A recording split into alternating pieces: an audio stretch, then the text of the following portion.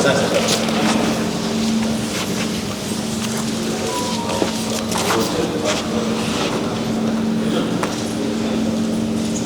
Sir ఇప్పుడు ఈ రాష్ట్రంలో దాదాపుగా 12 లక్షలు యానాదులు ఉన్నాం సార్. 8 లక్షలు ఓటింగ్ శాతం ఉంది సార్. అయితే సార్ ఇప్పుడు స్వతంత్రం వచ్చి 75 సంవత్సరాలు అవుతున్నప్పటికీ కూడా ఈరోజు మా యానాదులు కాలువగట్లపై, చెరువు గట్లపై, రోడ్ల పక్కన నాసిరకమైన పనులు, చేపలు, పీతలు, ఎలుకలు పట్టుకుంటూ, నత్తలేరుకుంటూ దయనీయ పరిస్థితుల్లో ఈ సమాజంలో ఎవరు చేయని నాసిరకమైన పనులు ఎంచుకొని జీవిస్తూ ఉన్నారు సార్. మున్సిపాలిటీ ప్రాంతాల్లో, పట్టణ ప్రాంతాల్లో చూసుకుంటే చిత్తు కాగితాలు ఏరుకుంటూ, మురికి కాలం పూడికలు తీసుకుంటూ, సెప్టిక్ ట్యాంకుల్లో క్లీనింగ్ చేసుకుంటూ, అలాగే జ్యువెలరీ షాపుల దగ్గర మురికి కాలువలు ఉంటాయి సార్, పారుతున్నటువంటి మురికి కాలువలు, వాటిని జల్లెడి చేసి దాంట్లో వస్తున్నటువంటి రసంని అమ్ముకుని జీవిస్తూ ఉన్నారు సార్.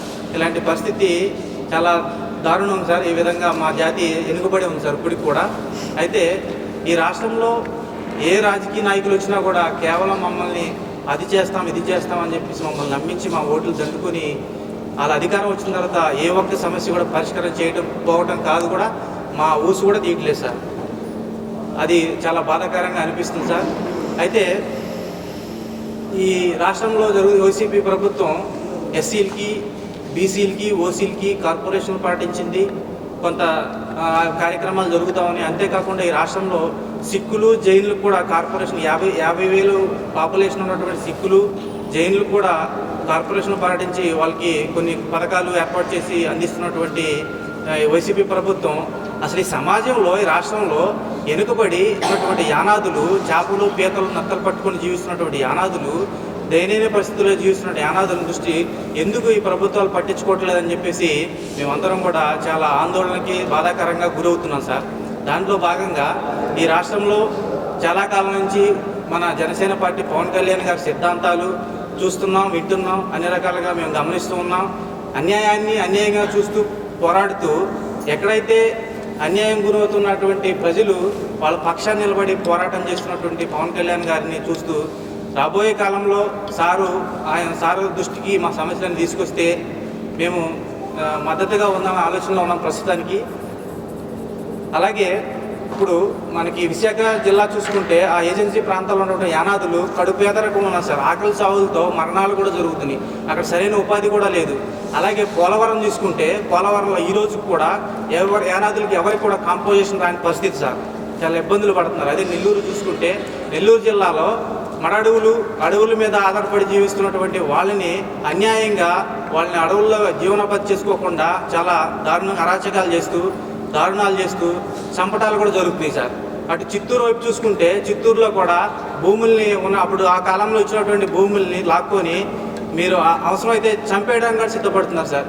చెరువులు ఎక్కువగా మా యానాదులు చెరువుల కాపలాలు, రొయ్యల చెరువుల మీద కాపలా ఉంటారు సార్. ఆ కాపలాలకి రానని చెప్పేసి ఒక రెడ్డికి సంబంధించిన వాళ్ళు వాళ్ళ కుటుంబ గుడిసెల్లో ఉంటారు సార్. గుడిసెల్లో ఉన్న వాళ్ళని తీసుకెళ్ళి తెగ నరుగుతున్నారు సార్. ఆల్రెడీ జరిగిన 2 years 3 years బ్యాక్ జరిగింది సార్. ఆల్రెడీ చిత్తూరు జిల్లాలో కాపలాకి రానందుకు చంపడం జరిగింది సార్. దాంట్లో తండ్రి కొడుకు పారిపోయాడు కాబట్టి వదిలేశారు, లేదంటే వాళ్ళని కూడా చంపేసేవాళ్ళు సార్. ఇలాంటి పరిస్థితుల్లో మా యానాదుల జీవితాలు ఈ విధంగా ఉన్నాయి సార్.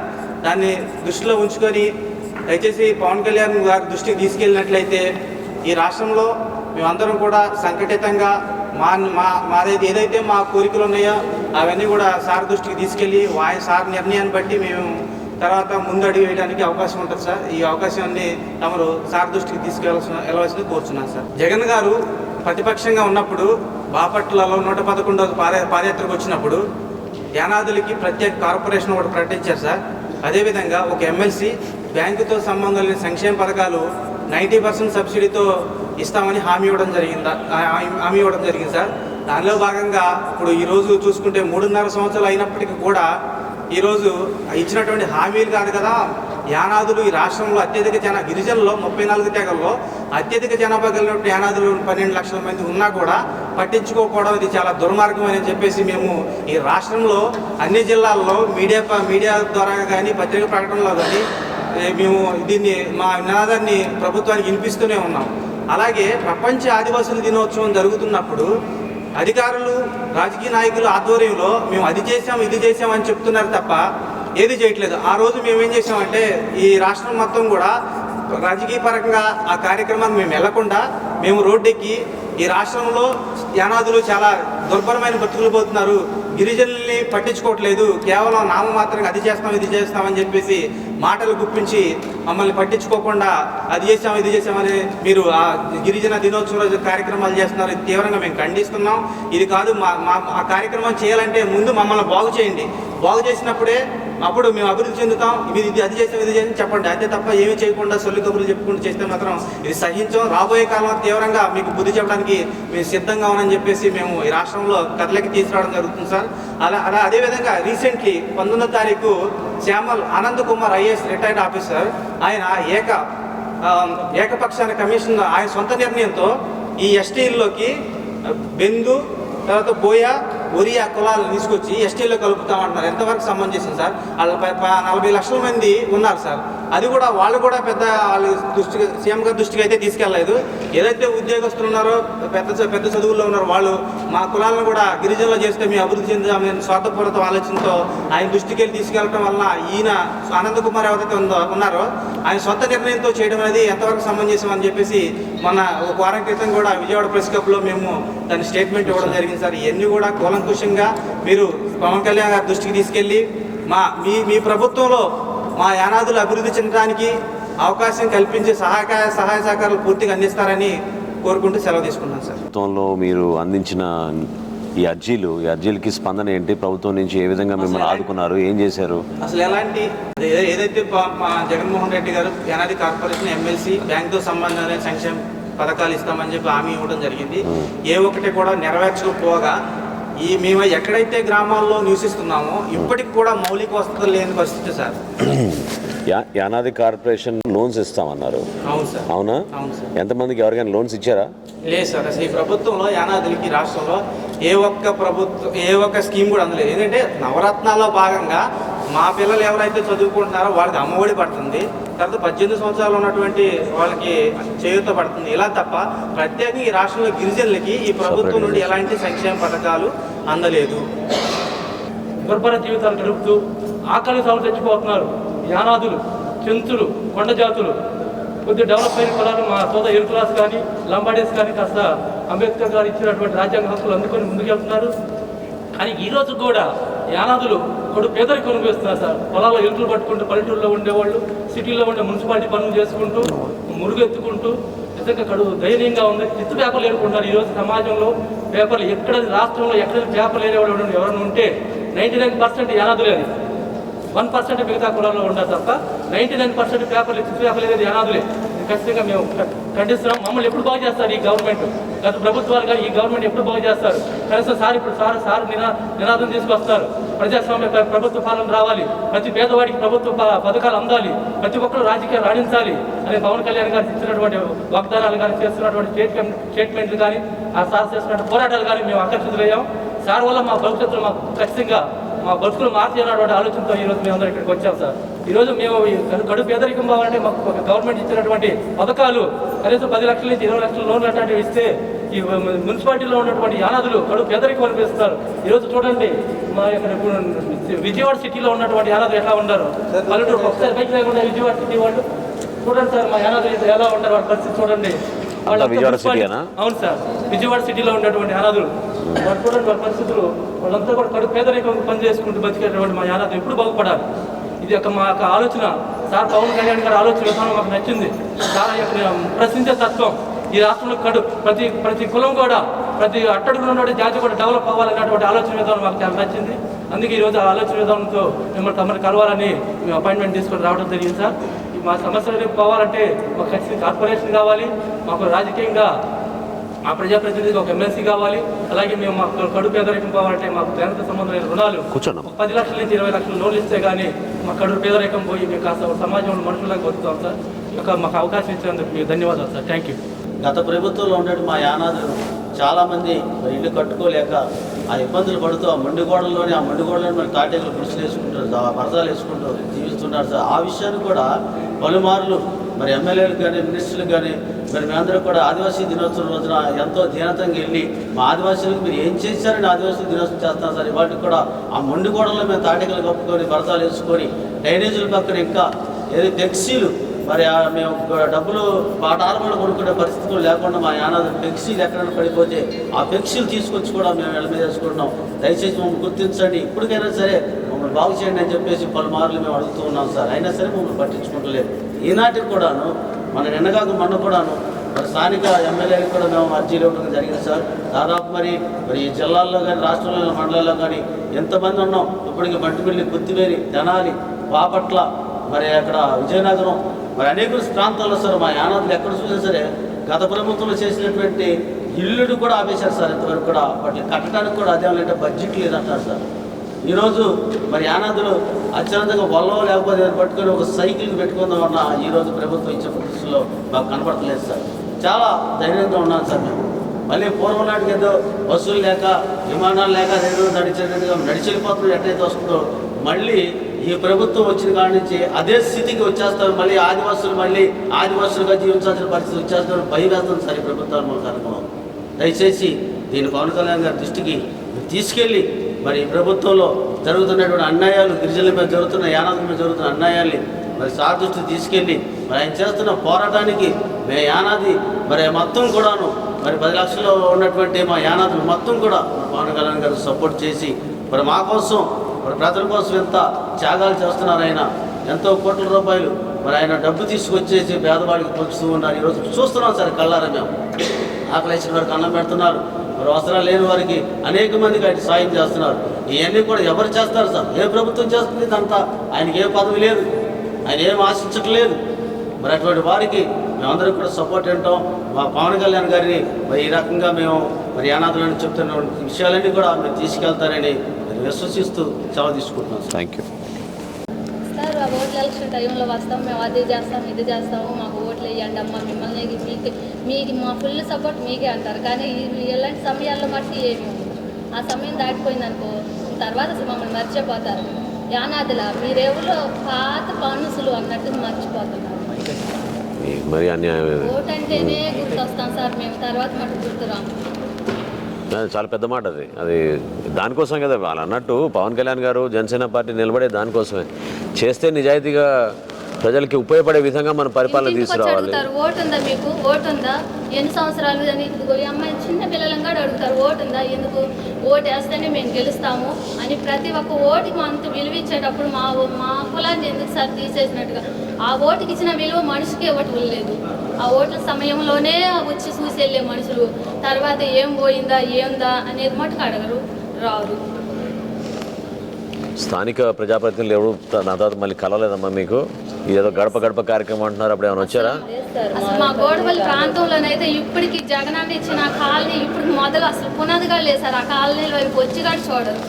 ఒక్కొక్క ఇంట్లోనే 3 దగ్గరలు 2 కుటుంబాలు ఉంటున్నాం. చాలా విచిత్రం అది. దాంట్లోనే మళ్ళీ అది ఎప్పుడో చంద్రబాబు నాయుడు ఆయంలో ఇచ్చిన 2 సెంట్లు. ఆ 2 సెంట్లో ఒక్క రూమ్ అయితే ఆ ఒక్క రూమ్లోనే 3 కుటుంబాలన్నా 2 కుటుంబాలన్నా ఉంటున్నారు. పిల్లలు ఎట్లా ఉండాలి, పెద్దవాళ్ళు ఎట్లా ఉండాలి సార్ ఆ ఇళ్ళలో? ఇదేం కనీసం బేస్మెంట్ లెవెల్కి వేసారా మీకు ఇచ్చిన జగనన్న కాలనీలో? లేదు. ప్లాట్ ఇచ్చామని మీకు కాగితం ఇచ్చారు అంతే? ఇచ్చారు సార్ అంతే. అదంతా పాడుపడిపోయిందండి, నీళ్లు, చెట్లు, పిచ్చి చెట్లు అలా అంతా చండాలంగా దానివల్ల మురుగుడైపోయి ఆ దోమలు మాకు పక్కనే ఆ ఫ్లాట్లు దోమలు వచ్చి మేము చాలా ఇబ్బంది పడుతున్నాం సార్. అసలు వర్షం వస్తే అదంతా మురిగి వాసన అసలు మేము ఉండలేకపోతున్నాం సార్ ఆ పక్కన కూడా. విజయవాడ కార్పొరేషన్ పరిధిలో మీకు ఏమైనా అవకాశాలు దొరుకుతున్నాయా? ఉపాధి అవకాశాలు ఉన్నాయా మీకు యువతకి? కాళ్ళలో మళ్ళీ కాతేలు చేపలు పట్టుకున్నాను సార్. మళ్ళీ మురుకుంట్లో ఉంటాయి కదా సార్, ఓకే, పట్టుకుని బతుకుతాం సార్. అంతేగాని ఇంకా మాకేం పనులు లేవు సార్. కార్పొరేషన్లో వీళ్ళెవరు కూడా మీకు ఎటువంటి అవకాశాలు కల్పించలేదా? మమ్మల్ని ఎవరు పట్టించుకుంటారు? శానిటేషన్ కానీ సివేజ్ దీనిలో కానీ దగ్గర అసలు వెళ్ళి తీసుకోరు సార్. వీళ్ళని కూడా పాల ఫ్యాక్టరీ కొండ మీద ఉంటారు సార్. 46 వార్డులో 46 కొండ మీద ఉంటారు సార్. అయినా కానీ కార్పొరేషన్ పరిధిలోనే కదా వీళ్ళు ఉండేది. మమ్మల్ని ఎవరు పట్టించుకుంటారు? చల్లపల్లి మండలంలో మన ఏదైతే రోడ్డు ఉంటుందో ప్రధాన రోడ్డు, ఆ రోడ్డు నుంచి పొలాల్లో 3 కిలోమీటర్ల లోపల వీళ్ళు ఉంటారు సార్. యానాదుల ఫ్యామిలీ ఉంటుంది. అక్కడ రక్తపింజరి కసింది. అక్కడి నుంచి ఆ 3 కిలోమీటర్ల పైనే 3 కాదు మొత్తం 4.5 కిలోమీటర్లు ఉంటుంది. అక్కడి నుంచి మెయిన్ రోడ్డుకు తీసుకురావడానికి వాళ్ళకి టైం ఎక్కువ తీసుకుంది. ఆ మెయిన్ రోడ్డుకి వచ్చి మళ్ళీ వెహికల్ లేదు వాళ్ళకి అందుబాటులో. ఎవరినో బ్రతిమలాడుకుని ప్రభుత్వ ఆసుపత్రికి తీసుకొచ్చేసరికి ఆ మనిషి చనిపోయింది. అదే అందుబాటులో ఏదన్నా ఉంటే ఆ మనిషి బ్రతికించుకోగలిగే వాళ్ళు నా కళ్ళతో నేను చూశాను సార్. ఇప్పుడు బ్రదర్ చెప్పినట్టు నేను ఉన్నాను అక్కడ దగ్గర ఉంది, హాస్పిటల్ దగ్గర ఉంటాను. ఒకటి. రెండవది, అవనగడ్డ నడిబొడ్డున నియోజకవర్గ ప్రధాన కేంద్రం ఉంది సార్. ఆ నియోజకవర్గ ప్రధాన కేంద్రంలోనే కాలనీస్ ఉన్నాయి. ఆ కాలనీస్లో ఇప్పుడు వీళ్ళకి పుట్టే పిల్లలకి మ్యాక్సిమం రక్తహీనత అందరికి పిల్లలకి, తల్లులకి, గర్భవతులకు కానీ లేదా పిల్లలు పుట్టిన తర్వాత ఆ పిల్లలకు కానీ ఎవరికి కూడా పోషకాహారం ఉండదు సార్. నా కళ్ళతో నేను చూస్తున్నాను. ఏదో కొంతవరకు సామాజికంగా అవగాహన ఉన్న వాళ్ళు హెల్ప్ చేస్తున్నారు తప్ప ప్రభుత్వ పరంగా మాత్రం ఎటువంటి సహాయం లేదు సార్. అది నేను నా కళ్ళతో చూసి నా కళ్ళ ముందే పిల్లల్ని హాస్పిటల్కి తీసుకురావడం, చనిపోవడం జరిగింది. తర్వాత ఇంకొకటి, నాగాలంక మండలం ఎదురుమండి దీవులు ఉంటాయి సార్, తమరికి ఐడియా ఉంది. ఆ ఎదురుమండి దీవులకి కరకట్టకి కూడా బయట వైపు సముద్రం వైపున ఫ్యామిలీస్ ఉన్నారు సార్. వీళ్ళు వాళ్ళని ఎంతో బ్రతిమలాడి మేమందరము కలిపి వాళ్ళని తీసుకొచ్చి కరకట్టకి యువతల వైపున ఉన్నటువంటి జింకపాలెం అనే గ్రామంలో వాళ్ళకి అసిస్ట్ అనే సంస్థ ద్వారా గృహాలు నిర్మించాలని అప్పట్లో పట్టుబట్టి తీసుకొచ్చి గృహాలు స్టార్ట్ చేశాం సార్. కానీ ప్రభుత్వ పరంగా సహకారం అందించక లిటిల్ లెవెల్ వరకు చాగిపోయింది సార్. వాళ్ళు ఈ రోజు కూడా కాలువ పక్కనే నివాసం, ఆ కరకట్ట పక్కనే ఉంటున్నారు. ఈ మధ్యకాలంలో రీసెంట్గా ఆ గుడిసెలో ఉన్నటువంటి ఒక గర్భిణీ స్త్రీకి పాము కరిచి చనిపోయింది సార్. అదే గృహాల్లోకి వచ్చి వాళ్ళు కనుక నివాసం ఉంటే ఆ అమ్మాయిని బ్రతికించుకునే వాళ్ళు ఏమన్నా ఒక బాధలో. ఇలాంటివి చాలా అనేకం ఉన్నాయి సార్. ఉదాహరణ కోసం తమకు అవగాహన కోసం ఆ విషయాలు. ముందుగా చాలా సంతోషం మీరు ఇంత సమయం తీసుకుని ఇంతమంది జనసేన పార్టీ కార్యాలయానికి రావడం, పవన్ కళ్యాణ్ గారి పైన మీకున్న నమ్మకం, మేము చేస్తున్న ప్రయాణంలో ఆయన నాయకత్వం ద్వారా ఈ రాష్ట్రంలో ఒక మార్పు రావాలని, సమాజంలో అట్టడుగున నివసిస్తున్న ప్రతి ఒక్కరికి కూడా ప్రభుత్వ ఫలాలు అందాలనే తపనతోటి ఆయన చాలా ఒక కష్టమైన ప్రయాణం ఆయన ఎంచుకుని ముందుకెళ్తున్నారు. సో గతంలో కూడా ఈ ఎస్టీ సబ్ ప్లాన్ సందర్భంగా కనీసం 7% నిధులు బడ్జెట్లో మనం కేటాయించుకుని అనేక కార్యక్రమాలు చేయాలనేది ఒక చట్టం తీసుకొచ్చాం. ఈ ప్రభుత్వం వచ్చిన తర్వాత పూర్తి స్థాయిలో దాన్ని నిర్వీర్యం చేసేశారు. నామకే వస్తే 2 లక్షల కోట్ల రూపాయల బడ్జెట్ అంటున్నారు. కానీ మీరు ఇందాక అన్నట్టు పేదరిక నిర్మూలన కోసం ఏం చేశాం, వసతి కల్పించడానికి, గృహాలు కట్టించడానికి ఏం చేశాం, లేదా కనీసం మన యువకులకి ఉపాధి అవకాశాలు కల్పించడానికి కోసం ఏం చేశాం. వీటితో పాటు ఇప్పుడే సోదరుడు అన్నట్టు కనీసం వైద్య సదుపాయాలు అందే విధంగా దూర ప్రాంతాల్లో నివసిస్తున్న మీలాంటి చాలామందికి పిహెచ్సిల ద్వారా మనం పాము కాటు కోసం కూడా మందు మనం కేటాయించుకోలేకపోతే ఈ ప్రభుత్వ నిధులు ఎట్టుపోతున్నాయో, ఎంత దారి మళ్ళీపోతున్నాయో మీకు అర్థం అవ్వాలి. అంటే పార్టీ పరంగా చాలామంది వ్యక్తిగతంగా పవన్ కళ్యాణ్ గారిని విమర్శిస్తూ ఉంటారు. జనసేన పార్టీ పైన ఒక కక్షపూరితంగా అనేక కార్యక్రమాలు చేస్తూ ఉంటారు.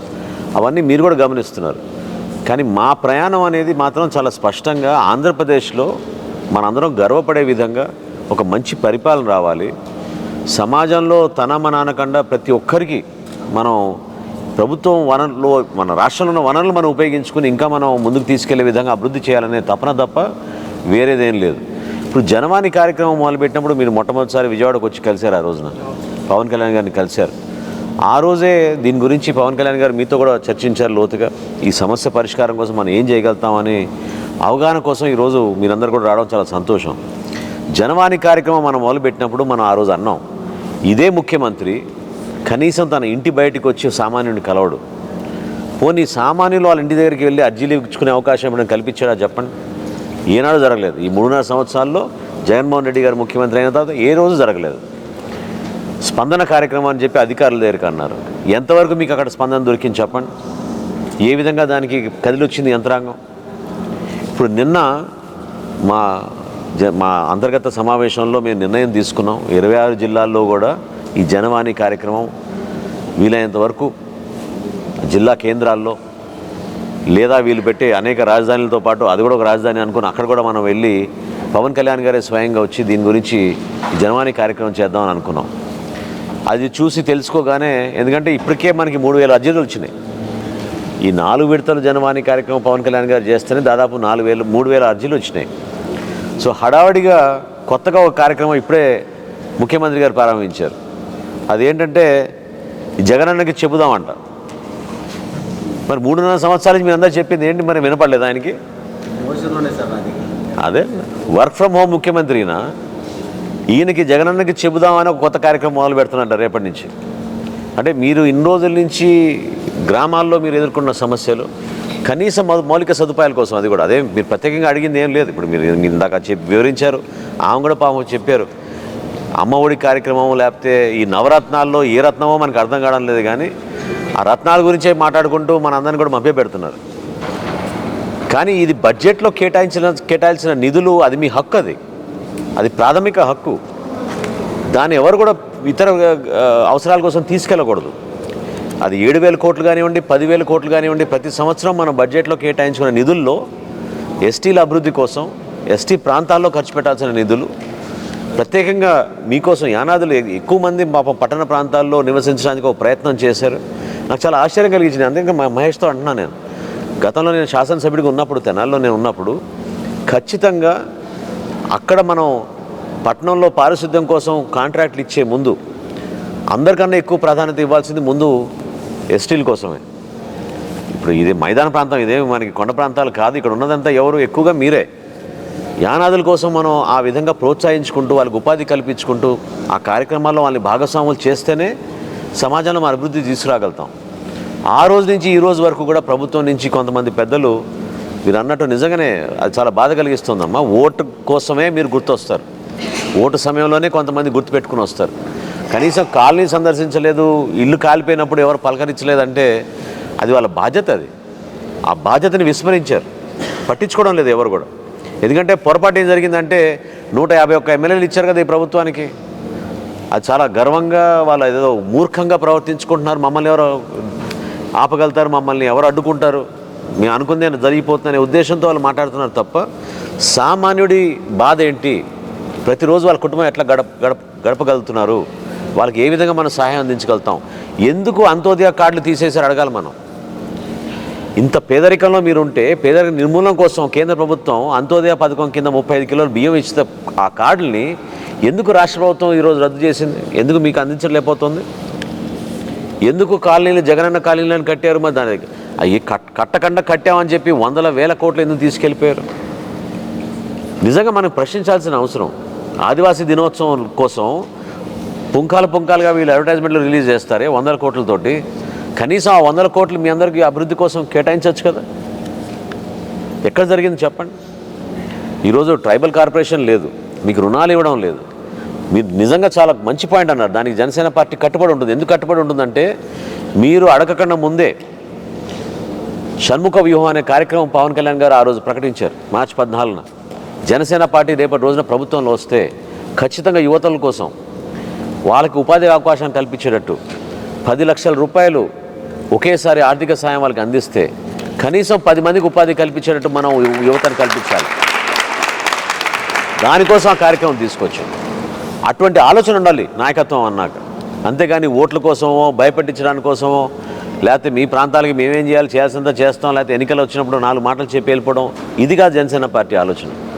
చాలా నిజాయితీగా ఆలోచించి ఖచ్చితంగా పాపం ఎన్నో రోజుల నుంచి వాళ్ళు నిజంగా మత్స్యకారుల సమస్యల గురించి పాదయాత్ర చేసినప్పుడు మాకు అర్థమైంది వాళ్ళ ఆవేదన ఏంటనేది.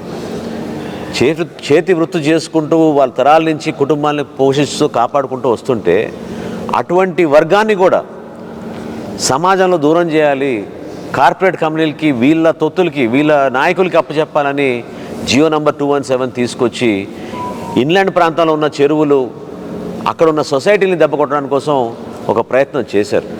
మీరు ఎక్కువగా ఏ జిల్లా మీద నెల్లూరు జిల్లాలో ఎక్కువ ఉంటారు కదా మన యానాదులు, అంతే కదా, హైయెస్ట్ నెల్లూరు జిల్లానే కదా. నెల్లూరు జిల్లాలోనే ముందుగా మొదలు పెట్టాలని ఆ కార్యక్రమం తీసుకొచ్చారు. ఆ జియో నంబర్ 217 ఎప్పుడైతే పవన్ కళ్యాణ్ గారు భీమవరంలో నరసాపురంలో పెద్ద సభ ఏర్పాటు చేసి ఆ జియో కాపీని చించేసి మేమందరం వచ్చి నిలబడతాం మీకోసం అని చెప్పారు మత్స్యకారుల తరఫున, అప్పుడు ప్రభుత్వం వెనకాడింది. ఈ విధంగా కుట్ర చేస్తున్నారు. ఎందుకంటే ప్రతి వర్గాన్ని దెబ్బకొట్టాడు ఈ ముఖ్యమంత్రి, ప్రతి వర్గాన్ని దెబ్బకొట్టాడు. ఈరోజు మీరు 100% మీరు అడిగే దాంట్లో ఎక్కడ కూడా పొరపాటు లేదు. ఎందుకంటే డాక్టర్ బాబాసాహెబ్ అంబేద్కర్ గారు రాసిన రాజ్యాంగంలో ప్రతి విషయంలో కూడా మీకు హక్కు ఉంటుంది. ప్రభుత్వంలో కూడా మీకు పాలు పంచుకునే హక్కు మీకు ఉంది.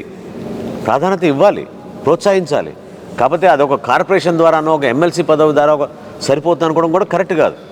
ఇంకా ఎక్కువ చేయాలి మనం, దానికన్నా ఎక్కువ చేయగలగాలి. ఖచ్చితంగా మీరు చెప్పిన అంశాలు డెఫినెట్గా నేను పవన్ కళ్యాణ్ గారితో మాట్లాడతాను. మనం ఇంకో సమావేశం ఆయనతోటే మనం ఏర్పాటు చేసుకుందాం. మీరందరూ కూడా కలిసికట్టుగా పాపం ఇంత దూరం మంగళగిరి మా ఆఫీస్ వచ్చినందుకు మిమ్మల్ని మనస్ఫూర్తిగా మీ అందరం కూడా, అంటే ఒక్కొక్కరికి ఒక కాన్స్టిట్యున్సీ ఉన్న ప్రజల కోసం సమాజం కోసం నిలబడే వ్యక్తులం కాబట్టి జనసేన పార్టీ తరఫున తప్పకుండా మీ సమస్య పరిష్కారం కోసం మా వంతు మేము డెఫినెట్గా చేస్తాం. అది ప్రజాస్వామ్యంలో మీరు భాగస్వాములు అవ్వాల్సిందే. అది కేవలం ఓట్ల కోసం కాదమ్మా. ఓట్లు వేసేటప్పుడు కూడా మీరు సరైన నిర్ణయం తీసుకోండి. ఇటువంటి వ్యక్తుల కోసం మన జీవితాలు మనం తాకట్టు పెట్టాల్సిన అవసరం లేదు. మీకు ఆ ధైర్యం నింపుతాం, నిలబడతాం. మేము చెప్పిన మాట నిలబడతాం. తప్పకుండా మీకు భవిష్యత్తులో మీ వర్గాన్ని కాపాడే విధంగా మీ కుల సంఘాలు మీరు ఏదైతే ఏర్పాటు అయ్యారో దయచేసి మీరు ఈ సమావేశమే కాదు, మీ దగ్గర ఉన్న సమాచారం అందరి పాపం అందించండి. వాళ్ళు పాపం అమాయకులు, వాళ్ళకి తెలియదు పాపం. ఉదయం 4 లేచి వెళ్ళిపోయి వాళ్ళు కష్టపడి పని చేసుకుని ఏ పూటకు ఆ పూట గడపడానికి కోసం వాళ్ళు ప్రయత్నం చేస్తున్నారు. మీలాంటి 10 మంది చదువుకున్న వాళ్ళు నిలబడండి. ఇప్పుడు అతన్ని మేము గుర్తించి ఒక మండలాధ్యక్షుడికి ఎందుకు చేసాం? విఆర్ఓ పదవి రాజీనామా చేసి వచ్చి పాపం పార్టీ కోసం పనిచేస్తా అన్నప్పుడు అది మా బాధ్యత. అదేవిధంగా మీరు అన్న మాటల్లో ఎక్కడ కూడా తప్పు లేదు. మీరు నిజాయితీగా మీరు అడుగుతున్నారు ఈ సమస్య పరిష్కారం కోసం. ఎందుకు రాజకీయ నాయకులు ఒక వ్యూహంతో ఒక సిద్ధాంతానికి బలం అందించే విధంగా ఎందుకు నిలబడలేకపోతున్నారు? నిలబడాలి. మాట ఇచ్చినప్పుడు ప్రజల్లో వెళ్ళి మనం ఓట్ల కోసం అడిగినప్పుడు లేదా పార్టీ పరంగా మేము చేయాల్సిన కార్యక్రమాల గురించి మీకు వివరించినప్పుడు తప్పకుండా నేను నిలబడతాం. మీరు బాపట్ల నియోజకవర్గంలో రాబోయే రోజుల్లో ఈ జగనన్న కాలనీ సందర్శించే విధంగా మేము ప్రణాళిక సిద్ధం చేసుకున్నాం రాష్ట్ర వ్యాప్తంగా. ఎందుకంటే టిడ్కో గృహ నిర్మాణం ఈ జగనన్న కాలనీలో ప్రతి చోట కూడా ఇట్లానే అది మురుగునీటి అనాలా లేకపోతే వీళ్ళు కావాలని వదిలేసారా, శిథిలాల్లో ఉందా, ఏంటా మనకు అర్థం అవ్వాలి. ఖచ్చితంగా మేము వచ్చి మీ తరఫున నిలబడి ప్రభుత్వంలో కనువిప్పుగా రాష్ట్ర ప్రజలకు తెలిసే విధంగా ఒక కార్యక్రమం చేయబోతున్నాం. ఇంకెన్ని రోజులు జగనన్న గారికి చెబుతూ పోతాం మనం? చెప్పండి. ఇంకెన్ని ఫోన్ కాల్లో చేస్తారు, ఇంకెన్ని స్పందన కార్యక్రమాలకు వెళ్తారు. కొత్త కార్యక్రమం మొదలు పెట్టారు. ముఖ్యమంత్రి గారికి మనం చెబుదాం, జగనన్నకు చెబుదాం అని చెప్పగలిగేది ఇంకేముంది? అర్థం చేసుకోవాలి, వాళ్ళు వినాలి. వినడానికి వాళ్ళు ఓపిక లేదు కదా, దాడులకే పరిమితం అవుతున్నారు కదా. వాటి గురించి మన అందరం కలిసికట్టుగా చేసుకుందాం. తప్పకుండా పవన్ కళ్యాణ్ గారి నెక్స్ట్ పర్యటన మంగళగిరిలో జరగబోయే సమయంలో మీకు మళ్ళీ కౌరు పంపిస్తాను. మీ సంఘం నుంచి పెద్దలందరూ మీరు రండి. ఆ సమస్య కోసం మా వంతు మేము ఏ విధంగా కృషి చేస్తామని పవన్ కళ్యాణ్ గారు మా పార్టీ తరఫున మీకు వివరిస్తారు. మేము కూడా ఈరోజు మీతో కూర్చొని చర్చించిన విషయాలన్నీ కూడా నాకు అన్నిటికన్నా ముఖ్యంగా నచ్చింది మీ చేతి వృత్తి పెన్షన్లు. తప్పకుండా మీకు దాంట్లో ప్రాధాన్యత ఇవ్వాలి. అదేవిధంగా నేను ఇందాక అన్నట్టు జనసేన పార్టీ సిద్ధాంతం అది. యువతకు మనం ప్రోత్సహించి వాళ్ళకి ఉపాధి అవకాశాలు కల్పించాలి. 10 లక్షల రూపాయల ఆర్థిక సాయం వన్ టైం ప్రభుత్వం నుంచి మనం అందించాలనే లక్ష్యంతో తప్పకుండా అందులో మిమ్మల్ని ఖచ్చితంగా భాగస్వాములు చేసే విధంగా మీ అందరం కూడా నిలబడతాం. దానికోసం పవన్ కళ్యాణ్ గారి నాయకత్వంలో అని మనస్ఫూర్తిగా మీకు మరొకసారి నేను ధన్యవాదాలు తెలుపుకుంటున్నాను. Thank you. పిల్లల్ని చదివించుకోవాలని ఆశలు ఉండవా, కోరికలు ఉండవా? ఖచ్చితంగా ఉండాలి. గవర్నమెంట్ స్కూళ్ళల్లో గౌరవం ఉందిగా, ఇంగ్లీష్ మీడియం అంటారు. ఏం చదువుతున్నారు సార్? చెప్పే స్కూళ్ళల్లో చదువుతున్నారు, చెప్పిన స్కూళ్ళల్లో వదిలేస్తున్నారు. ఆ 10 దాకా చదివారనుకో, 10 దాకా చదివింది కూడా లేదు. ఇప్పుడు పై తరగతులకు వెళ్ళాలంటే ఖచ్చితంగా ఇంగ్లీష్ కావాలంటున్నారు. అమ్మాయి ఇప్పుడు డిగ్రీ చదువుతుంది. మేమేదో కష్టపడి ఆ ఉన్న దాంట్లోనే కేటాయించుకొని చదివించినా కానీ మాకు ఉద్యోగాలు వస్తాయన్నా కానీ గ్యారంటీ లేకుండా పోతున్నాయి. ఏం డిగ్రీ చదువుతున్నామ్మా? BCom computers. Very good. ఎలుగు పుట్ట పెడితే 10 రూపాయలు సరుకు, వాళ్ళు కూలి ఎలుగుకొచ్చి 10 రూపాయలు. మగ మనిషి సంపాదించే కూలి ఆడ మనిషి 200. మేము ఎలా బతకాలి? మా బిడ్డల్ని ఎలా చదివించుకోవాలి సార్? మమ్మల్ని గుర్తించండి సార్. మా యానాది సంఘాన్ని నేను ప్రామిస్ చేస్తున్నాను. లేదు, నేను మాటిస్తున్నాను, మీకు ఖచ్చితంగా మాటిస్తున్నాను. పవన్ కళ్యాణ్ గారి తరఫున తప్పకుండా జనసేన పార్టీ మీ వెంట ఉంటుందమ్మా. ఇది ఇప్పుడేం ఎన్నికలు లేవు కదా, ఎన్నికల గురించి మాట్లాడే మాటలు కాదు. నిజాయితీగా పార్టీ తరఫున నేను చెప్తున్నాను. పవన్ కళ్యాణ్ గారు కూడా దీని గురించి ఆల్రెడీ ఆయన 2-3 సందర్భాల్లో చాలా చోట్ల మనాలు వచ్చి కలిసినప్పుడల్లా దీని గురించి మాట్లాడారు ఆయన. తప్పకుండా నిజాయితీగా మీకు ఒక మంచి పరిష్కారం దొరికేటట్టు మిమ్మల్ని కూడా సమాజంలో ఉన్నత స్థాయికి తీసుకెళ్ళేటట్టు మేము చేస్తాం. డెఫినెట్గా చేస్తాం. సరేనా? Thank you.